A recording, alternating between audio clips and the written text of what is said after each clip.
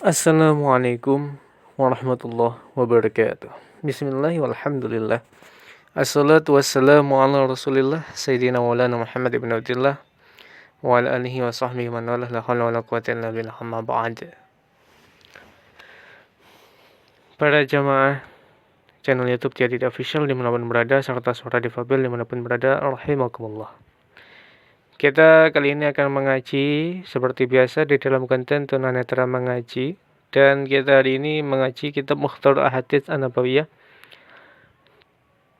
Insyaallah hadis ke ini acak ya, Pak. Saya acak karena saya belum bisa untuk dibaca sampai hatam. Jadi yang saya paham yaitu saya kaji. Untuk hadis-hadisnya saya kutip-kutip gitu aja. Ini kita di huruf jim. Di huruf jim.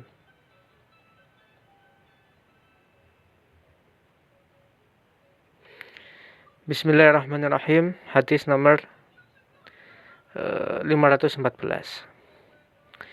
Al-junubu, junub ya, jim ya. Al-junubu yakni orang-orang yang junub. Wal haidu, orang-orang yang haid. La yaqra syai'un minal Qur'ani, tidak boleh membaca sesuatu dari ayat-ayat Al-Quran. Syai'un minal Qur'ani, ayat-ayat Al-Quran. Rawahu Tabrani, hadis riwayat Tabrani.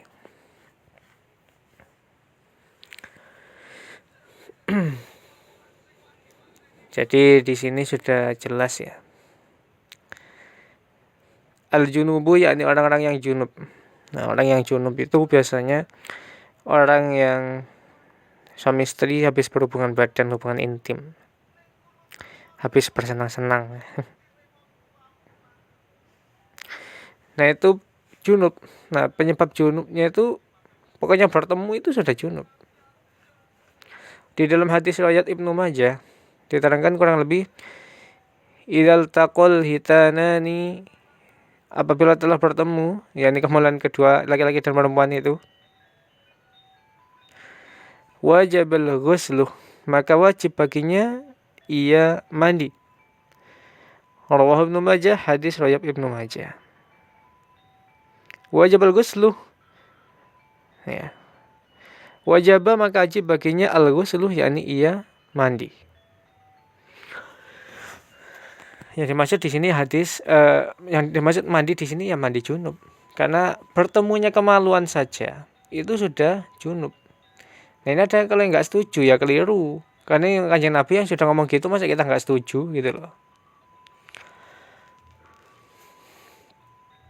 Ya, saya pernah dengar seperti itu, tapi saya tidak menyebut nama. Nah, kalau junub itu berarti ya harus mandi. Kalau tidak, sholatnya tidak sah, baca Quran nggak boleh di dalam mazhab Syafi'i. Karena ini diambil dari hadis ini, ya ini yang menggunakan ini mazhab Syafi'i. Maksudnya ini diambil dari hadis dan ini digunakan oleh mazhab Syafi'i, ulama Syafi'i. Di Indonesia ini banyak yang ikut Syafi'i ya.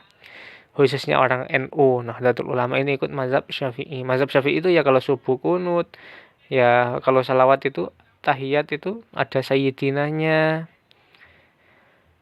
Kalau bismillah dikeraskan saat sholat subuh, maghrib, isya itu dikeraskan. Bismillahirrahmanirrahim. Nah, sampai terus sampai akhir Fatihah. Nah, itu dikeraskan.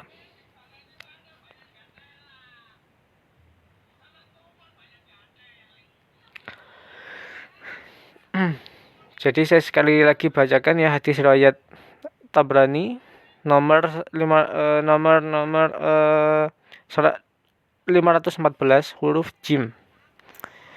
Al-junubu wal haidu la yaqra syai'un minal Qur'ani, rawahu Tabrani. Ya, la yaqra syai'un minal Qur'ani, rawahu Tabrani. Tidak boleh membaca sesuatu dari ayat-ayat Al-Qur'an apabila orang itu junub maupun haid.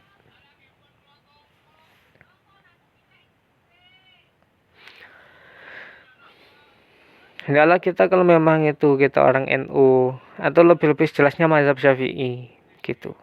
Di Indonesia ini Kalau tarawih 23 rakaat itu mazhab Syafi'i ya. Itu kita hendaklah mengikuti gitu loh. Jangan sampai kita itu acak-acakan. Jangan sampai kita itu talfik itu mencampur mazhab. Pokoknya ikut aja mazhab campur, pokoknya ikut.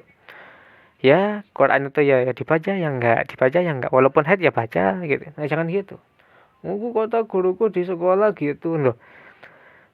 Hati-hati ya. Kadang di sekolah itu ada juga yang beda. Mungkin saudara kita yang Muhammadiyah itu ambil pendapat yang lain. Nah, ini bukan menyalahkan. Monggo silahkan. Tapi kita harus jelas. Kalau memang kita ikut mazhab Syafi'i, dipegang benar-benar, jangan baca Quran. Kecuali terpaksa. Kalau memang untuk hafalan dan itu dituntut untuk setoran, hafalan. Kalau nggak setor nanti ada masalah. Nah, gimana lagi kan terpaksa gitu loh. Ini masih ada ulama yang memperbolehkan. Mungkin udah jadwalnya, mungkin kita sebagai qori, ya wis terpaksa kan begitu. Kalau memang nggak ada apa-apa ya jangan membaca, jangan dibaca. Apalagi memegang mushaf, malah nggak boleh lagi, itu sepakat itu malah sudah ulama. Al-Quran itu yang bisa menyentuhnya orang-orang yang suci gitu. Dari sini kita ambil pelajaran.